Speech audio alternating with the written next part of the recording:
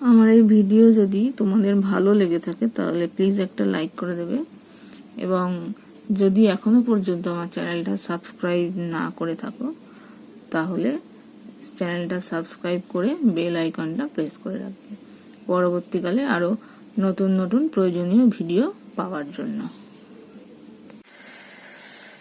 দেখো, আজকে আমরা করব ক্লাস 8 এর রায়ান মার্টিন প্রশ্নবিচিত্রার ফার্স্ট সামেটিভের 8 নম্বর school Cooch Behar Rambhola high school. তো এখানে শূন্যস্থান পূরণ করতে হবে। ব্র্যাকেটে এখানে থাকবে, দেখো এক্স গুণ হয়ে যাচ্ছে, তাহলে এখানে থাকবে এই পার্টটা প্লাস এই পার্টটা। কি হবে দেখো, দেখাচ্ছি।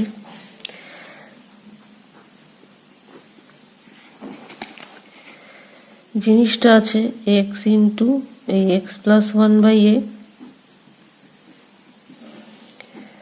তাহলে এখান থেকে আসে এক্স স্কোয়ার প্লাস এইটা ইন্টু এক্স, তার মানে x/a,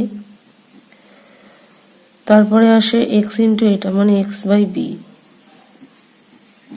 1/a ইন্টু 1/b মানে 1/ab, তাহলে এক্স স্কোয়ার প্লাস এখান থেকে যদি এক্সটা কমন নিই 1/a প্লাস 1/b, ড্যাশের মধ্যে বসবে এইটা। নেক্সট 2 নাম্বার, প্রদত্ত চিত্র অনুসারে অ্যাঙ্গেল এক্স ও পি এর মান কিউ ও পি এর তুলনায় 84 ডিগ্রি বেশি। ঠিক আছে, তাহলে এক্স ও পি মানে হচ্ছে কিউ ও পি প্লাস 84। এবার যেহেতু একটা সরলরেখায় তাহলে দুটো কোণের সমষ্টি 180, তাহলে সেখান থেকে কি পাবো, angle X O P plus Q O P equal to 180। এবার এক্স ও পি মানে Q O P plus 84,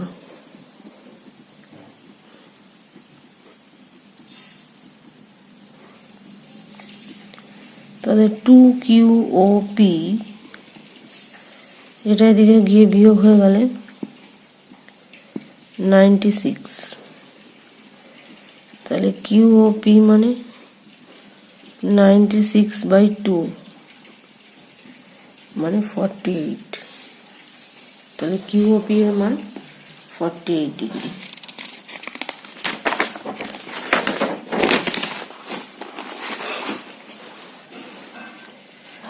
next, শূন্যস্থান পূরণ করো। দুটি ভিন্ন মূলদ সংখ্যার যোগফল সর্বদা একটি মূলদ সংখ্যা। ঠিক আছে, 0 মূলদ হবে এখানে। দুটি স্থূলকোণ কি পরস্পর সম্পূরক হতে পারে? কারণ সহ লেখো। হতে পারে না, কারণ দুটি স্থূলকোণের সমষ্টি কখনোই 180 ডিগ্রি হওয়া সম্ভব নয়।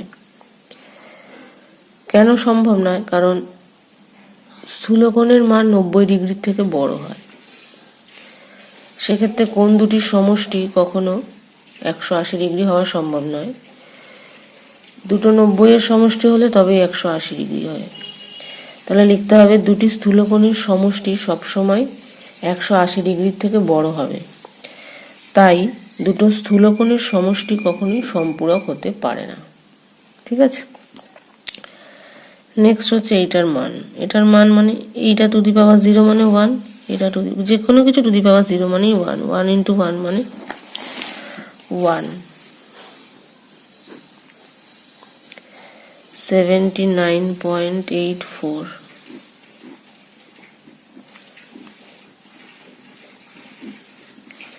তাহলে 1 ইন্টু 1 মানে হচ্ছে 1, যে কোনো কিছু টু দি পাওয়ার 0 মানেই 1 হয়। Next 2-1, a plus b plus c equal to 0 হলে a cube plus b cube plus c কিউবের মান কত?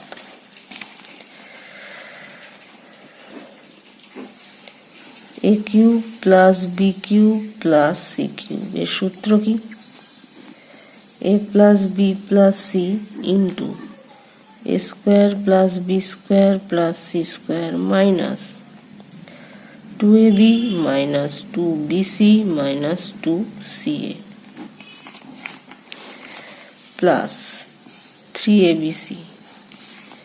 এবার এইটার মান যদি 0 হয় পুরোটা 0 হয়ে যাবে, তাহলে মান হবে 3abc। হলো? সরি, ফর্মুলা একটু ভুল লিখেছি, এটা 2 গুলো হবে না।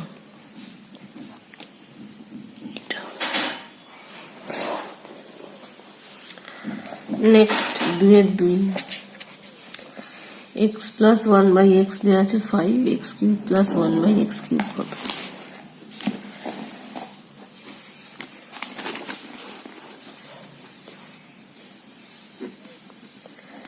x প্লাস 1/x মানে 5, দুদিকে যদি হোল কিউব করি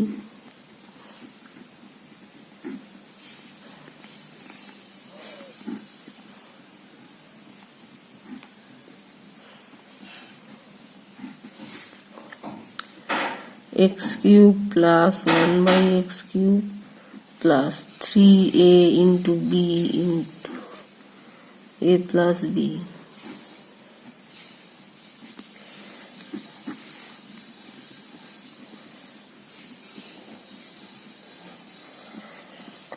এবার এইটার মান আছে দেখো 5।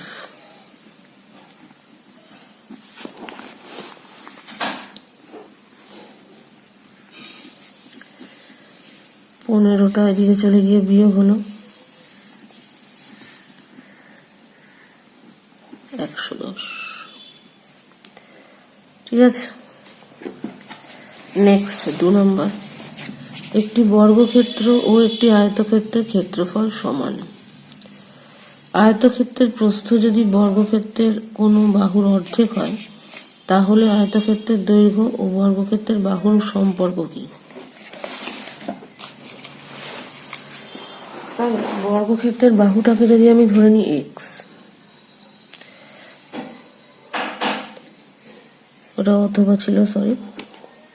2 নম্বর, ধরি বর্গক্ষেত্রের বাহু ইকুয়াল টু x একক, তাহলে বর্গক্ষেত্রের ক্ষেত্রফল x স্কয়ার বর্গ একক। এবার দুটোর ক্ষেত্রফল সমান মানে আয়তক্ষেত্রের ক্ষেত্রফল x স্কয়ার। এবার বলেছে আয়তক্ষেত্রের প্রস্থ যদি বর্গক্ষেত্রের কোনো বাহুর অর্ধেক হয়, সুতরাং আয়তক্ষেত্রের প্রস্থ x/2 একক, আয়তক্ষেত্রের ক্ষেত্রফল x স্কয়ার, যেহেতু দুটোই সমান, তাহলে আয়তক্ষেত্রের দৈর্ঘ্য কি হবে? ক্ষেত্রফল বাই প্রস্থ মানে x স্কয়ার বাই x/2, তার মানে x স্কয়ার ইন্টু 2/x, তার মানে হচ্ছে দৈর্ঘ্য হবে 2x। তাহলে বলেছে আয়তক্ষেত্রের দৈর্ঘ্য এবং বর্গক্ষেত্রের বাহুর মধ্যে সম্পর্ক কি? তাহলে আয়তক্ষেত্রের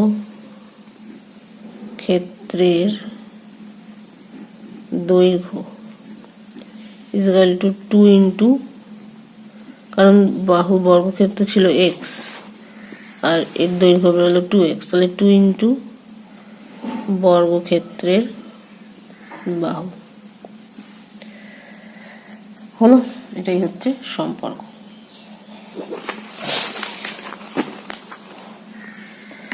নেক্সট, উৎপাদকে বিশ্লেষণ।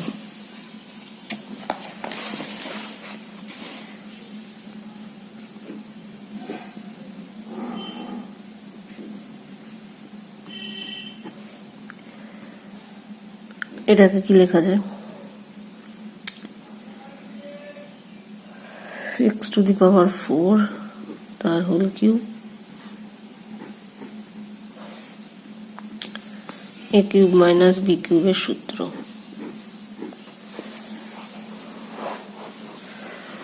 তার মানে a স্কোয়ার প্লাস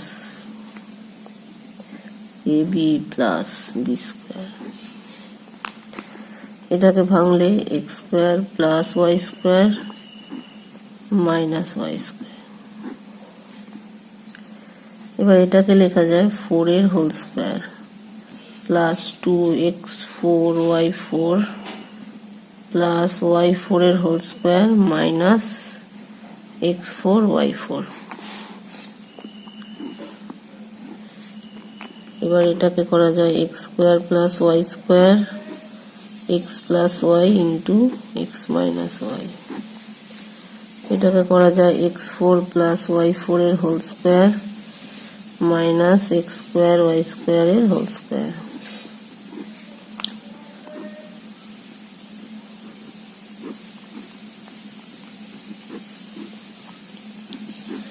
এবার এটা মানে x4 plus y4 plus x square y square, আর একটা হচ্ছে মাইনাস। আবার এই প্লাসের পার্টটাকে করা যায়,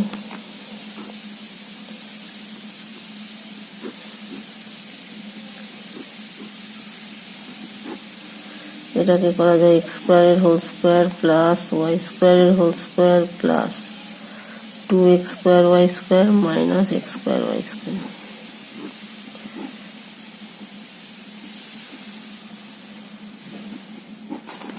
এই সামনের দিকের পার্টগুলো যেমন আছে তেমনই থাকবে। এটা থেকে করা যায় x square plus y square এর হোল স্কোয়ার মাইনাস xy এর হোল স্কোয়ার।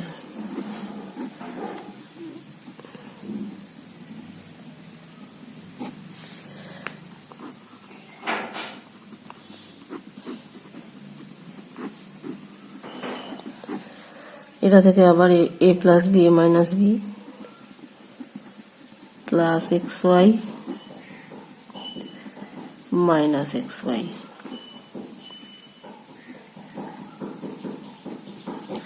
এই ঠিক আছে, এইটা আর এইটা।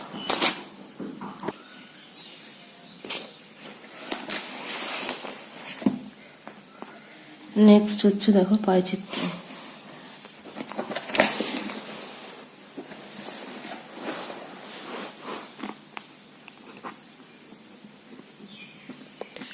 নাম, রান সংখ্যা,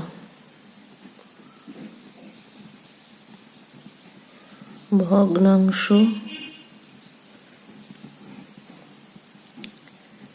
কেন্দ্রীয় কোণ, অরুণ,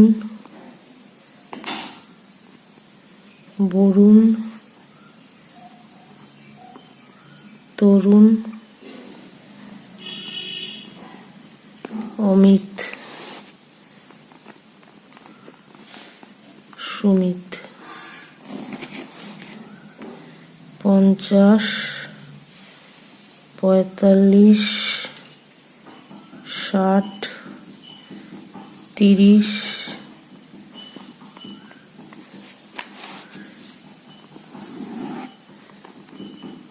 মোট 5 আর 5 10 শূন্য, হাতে 1, 5 আর 1 6, 6 4 10, 10 আর 6 16, 16 আর 3 19, 19 আর 4 23, টোটাল 230। এবারে এখানে হবে 50 by 230, 5 by 23,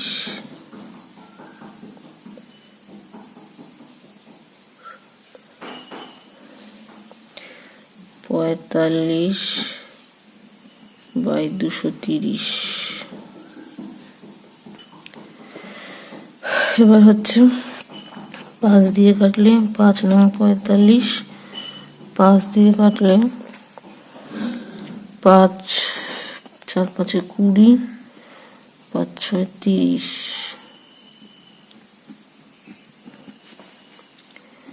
60 by 230, 6 by 23, 30 by 230, তার মানে 3 বাই 23, 45/230, 5 দিয়ে করলে 9। এই কেন্দ্রীয় কোণ হচ্ছে 5/23 ইন্টু 360।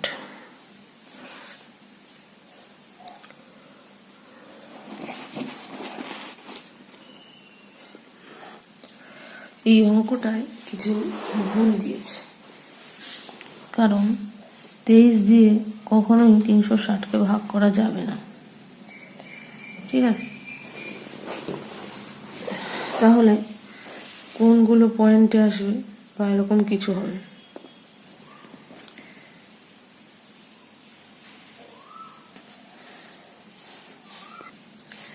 পদ্ধতিটা এরকমই, কিন্তু ওটা পয়েন্টে আসবে। পয়েন্টে তো জেনারেলি হয় না, তাহলে এখানে কিছু একটা মিসিং আছে।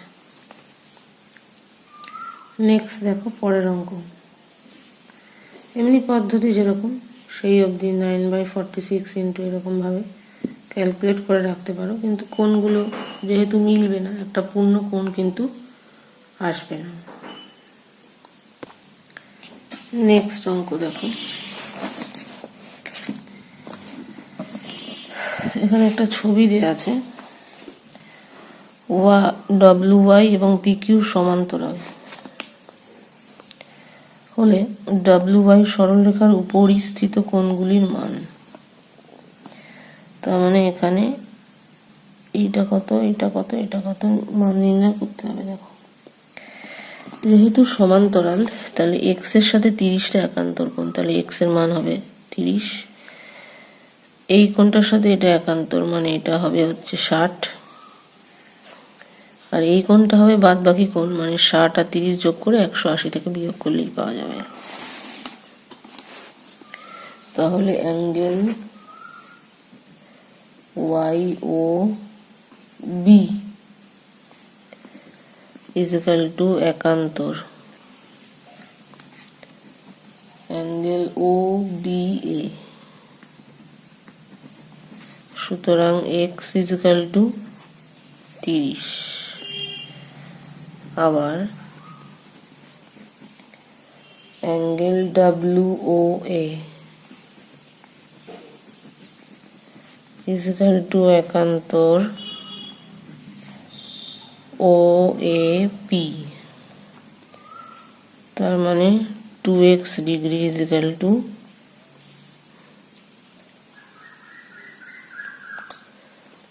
60 ডিগ্রি। তাহলে এই কোণটার মান হলো 30, এই কোণটার মান হলো 60। সুতরাং অ্যাঙ্গেল AOB 180 মাইনাস 30 প্লাস 60, যেহেতু ওটা একটা সরলরেখার উপরে অবস্থিত,